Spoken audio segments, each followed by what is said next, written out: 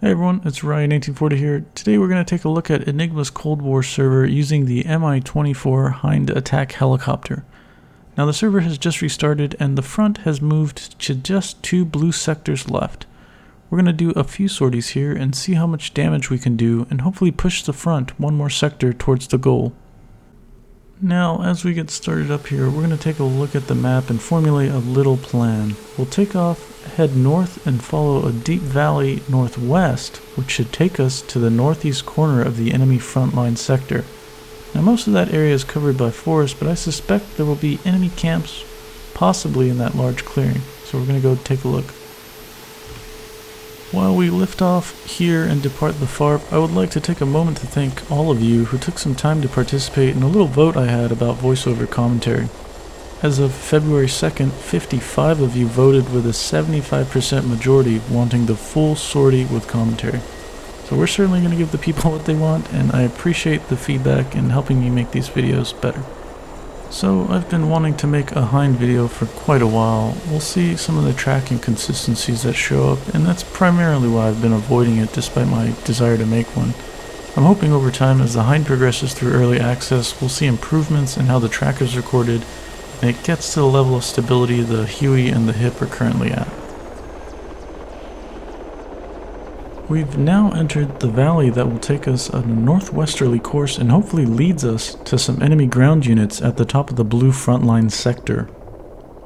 My standard go-to loadout with the Hind is 8 9M114 Sturm anti-tank guided missiles, NATO reporting name AT-6 Spiral, and with that I always bring 2 S-8 rocket pods carrying 20 80mm rockets in each pod.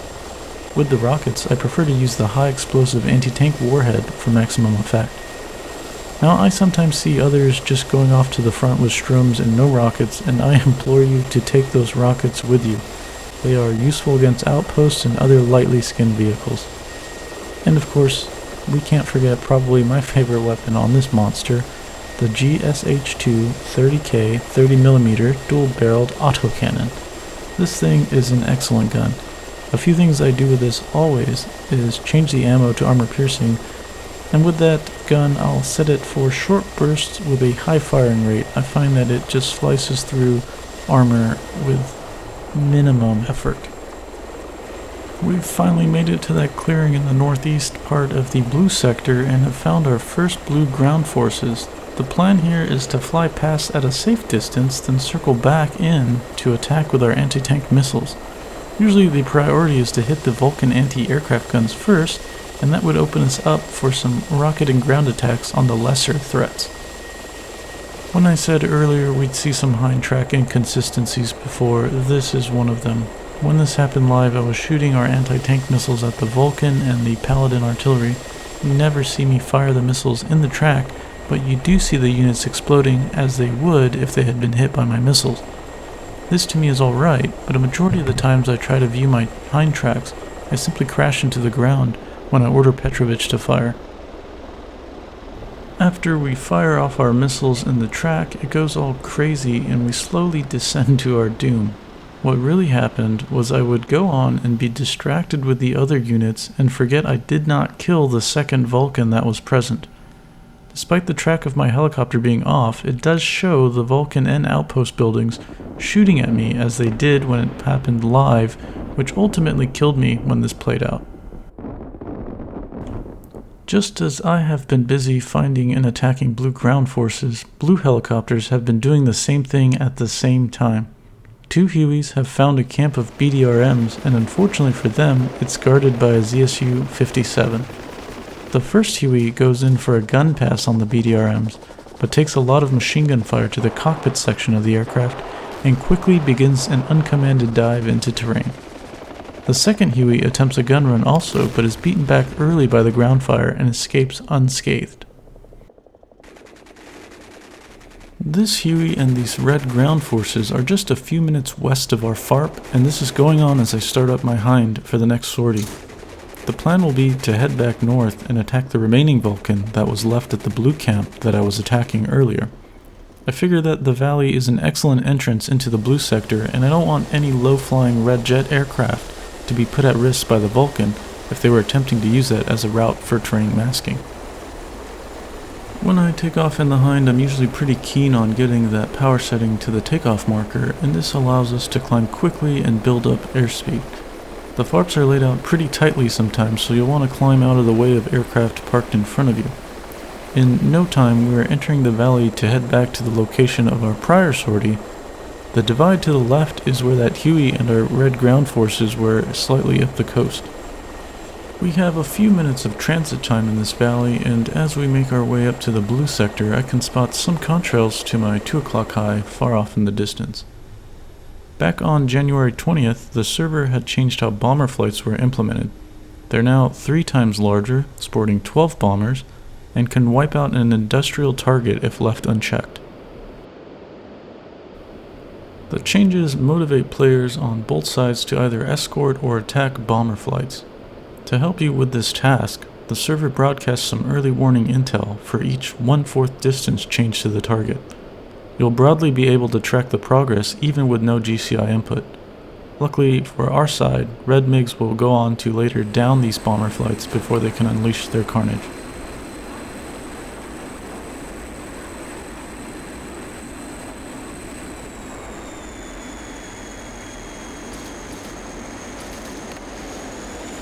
Back down about 20,000 feet below, we are getting ready to finish off this enemy camp. The plan is to use 186 missile on the Vulcan, then finish the structures off with rockets, and then finish the vehicles off with our gun. Once again, the track limitation with the Hind shows pretty clearly here. I get Petrovich to fire at the Vulcan, and none of that happens in the replay, but we do see the Vulcan finally explode as it did when this played out live. Once the Vulcan is down, I'm fairly safe to just roll in with some rocket attacks on the structures.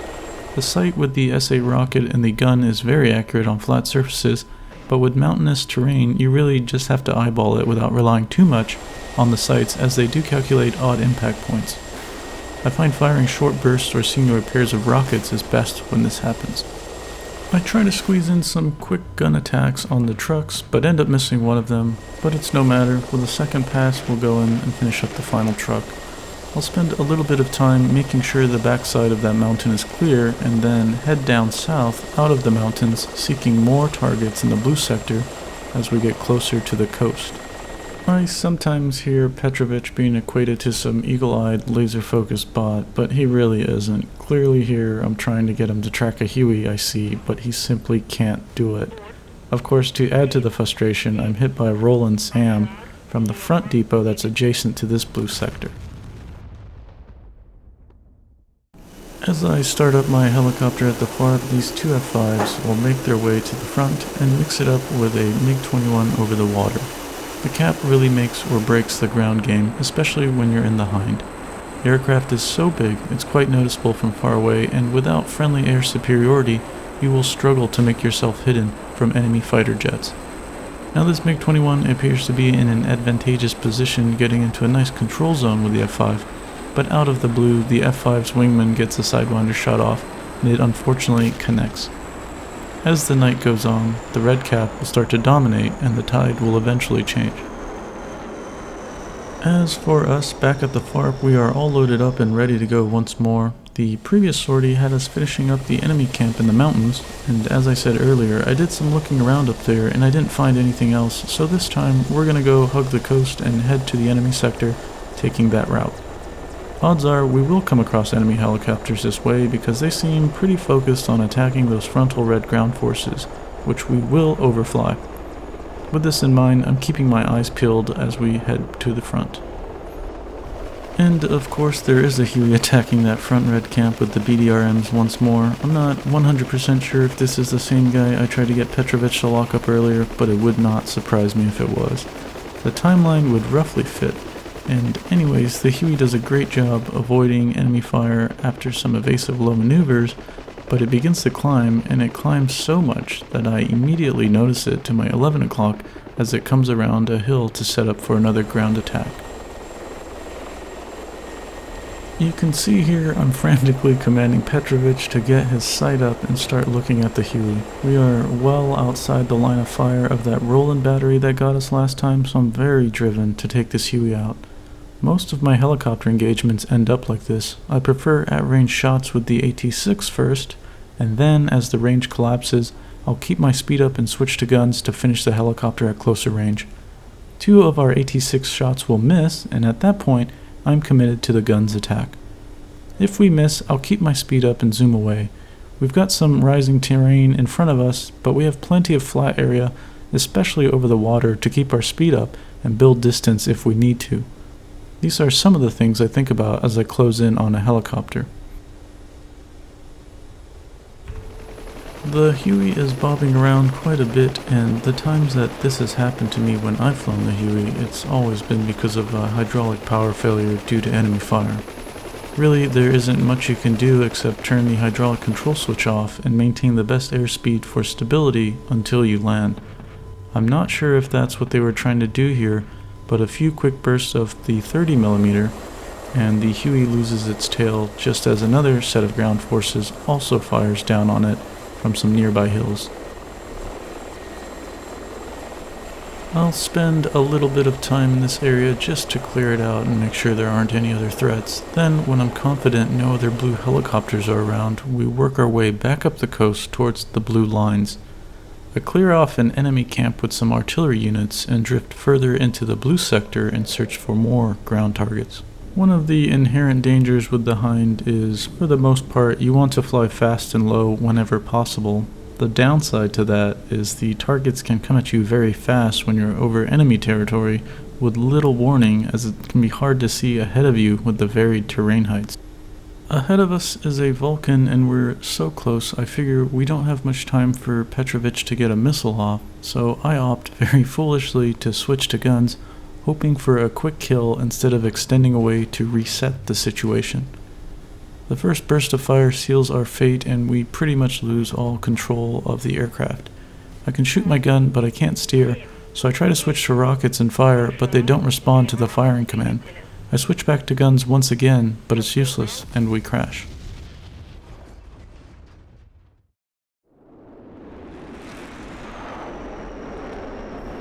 At about the same time of our crash, 2 MiG-21s have appeared to have just finished an attack on a blue industrial target. While AI bombers target these facilities on a scheduled basis, the player is always free to attack them while they're up and active. Here an F5 gives chase while the 2 MiGs try and escape, and one falls prey to an AIM-9 shot. The F5 then goes after the second MiG-21 who's accelerating away into a nearby valley. Ultimately, the MiG-21 makes it into the valley unscathed, and the F5 does not give chase, actually opting to circle back and head towards the blue industrial facility once more for further cap. Back at the FARP, we lift off with an Mi-8 in front of us. We'll fly up the coast with them and make sure they're alright as we pass by where the Hueys tend to frequent. There was also another enemy camp I saw and made a mental note of right before we were shot down by that Vulcan, and I want to go forward and clear that out. I have to say, it's always awesome flying in formation with others in the server, and it really is cool seeing and interacting with others going about and performing their missions with the same ultimate goal of moving the front line. I think that this is just an experience you don't see in a lot of other multiplayer servers. Just as we are flying in a pair towards the front, these 2 Hueys are flying in a pair towards the front as well. What's interesting is there's also another Huey further in front of them with the same paint scheme making its way into the valley entrance. Now that's the same valley entrance the MiG-21 made its escape to. Possibly unknown to the lone Huey is there's a Hind bearing down on it. The Huey pair further behind the lone Huey also doesn't seem to notice the Hind. The Hind's vastly superior speed advantage means that the distance between predator and prey will close rapidly. As the Huey makes its way into the valley, some CSAR smoke pops off in front of it, while the Hind moves in for the kill with guns.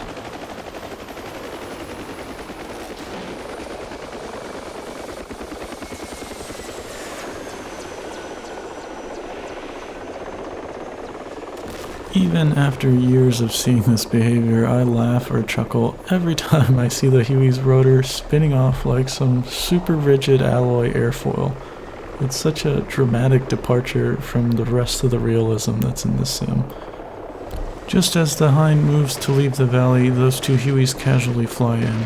Now I'm not sure if they knew the Hind was there, but it very quickly shoots down one Huey. The second Huey does what I like to do and get high to try and hopefully get a downward shot on the Hind. This Hind, however, is very skillfully flown, and in close quarters it manages to get some 30mm hits to blow off a chunk of the Huey's main rotor. It will crash close to its wingman.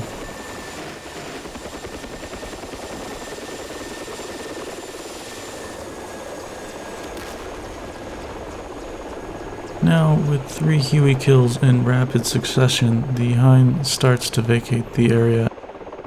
That was all going off in the hills to the northwest of me, but I'm now focused on finishing off a camp I had found earlier on a previous sortie. Now you'll see a Hind over the water there, and while I'm flying I always try to keep some situational awareness of the other friendlies around me, and you'll see why in a few seconds here. I've been jumped by this Huey, and basically if I can't see where the threat is clearly, I will just accelerate away. If I can see it, I will turn in to get one pass with the guns, then accelerate away. But this happens so fast that all I can do is dive away immediately. Notice the airspeed indicator go from 200 to nearly 350 kilometers per hour in mere seconds while I dive to build both speed and space. I won't name names, but this Huey is actually piloted by someone I had got interested in this server.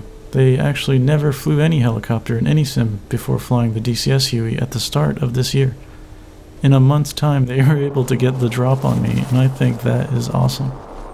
When this person started out, we would just do some simple troop drops together in the Huey, and they struggled with landing just as everyone does when they first fly helicopters in DCS, but since then they've become a really skilled pilot in short order. Unfortunately though, the reason I ran this direction was to pull them out in front of the Hind near me, so I would be able to get an AT-6 shot from behind.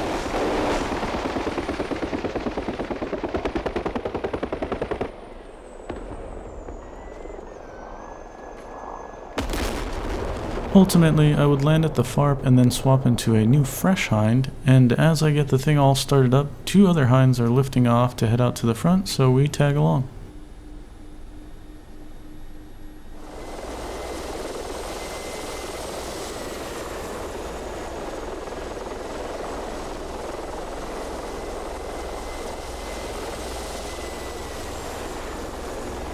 Once again, it's freaking awesome flying with others, and it's just always a cool thing to see when you have formations like this on the server.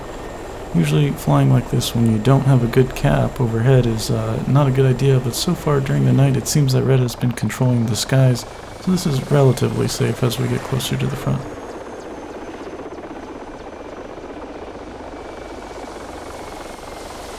I cruise along with these guys until we get to the first frontline sector, and I head back to where the Huey had interrupted my ground attack runs on a camp that I wanted to finish off. These two would go on to attack one of the frontline depots in the second blue sector behind the front line and cause much destruction.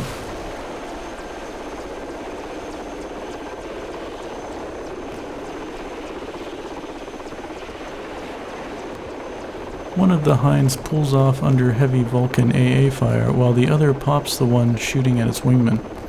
This here is what I love about the Hind, the ability to just boom and zoom. I often don't overfly my ground targets, but when it's the path of least resistance, go for it.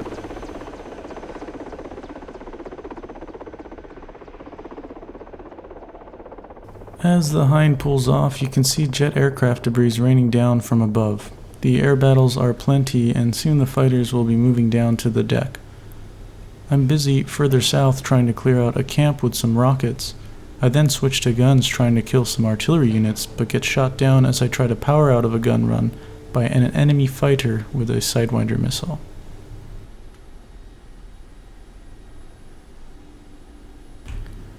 Before I get obliterated by the missile fire, this kind of shows how fast the gun can destroy an armored target. I love this gun. I used to think it was silly that ED modeled the fixed gun version of the Hind versus the chin turret gun, but not anymore. And with that unfortunate missile death, that'll be all for this video. Ultimately, red forces will push blue down to the final sector, thanks to all the work done by everyone during this time period. But success isn't always guaranteed, and a few days after this was recorded, blue is now on the heels of a victory over red. So with that, I want to say thank you all for watching, and bye!